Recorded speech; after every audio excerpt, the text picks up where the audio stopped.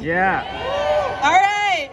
In both South Africa and Palestine, those organizations that have chosen to take up arms to resist a violent apartheid system have been characterized as terrorists. Nelson Mandela was on the U.S. terrorism watch list until 2008.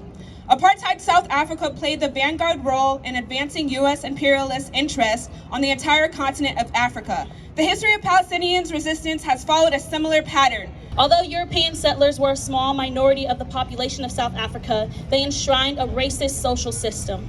Apartheid ensured that Black South Africans would be relegated to the bottom of society socially and economically.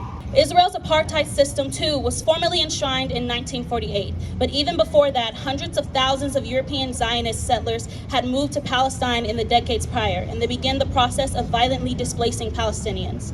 But in 1948, armed Zionist militias unleashed the Nakba, a campaign of terror, massacres, and mass expulsions of over 700,000 Palestinians from their land that established the State of Israel. Israel, too, is an extension of the U.S. imperialist interest. In 1986, Joe Biden infamously said, "Support for Israel is the best $3 billion investment we make." Boo! Shame! Absolutely.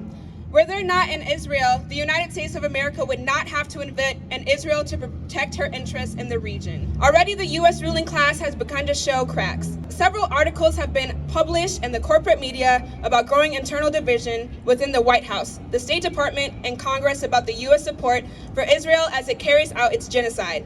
The White House, which initially expressed unconditional support for Israel, has since been blunt in disagreeing with some of its strategy in Gaza.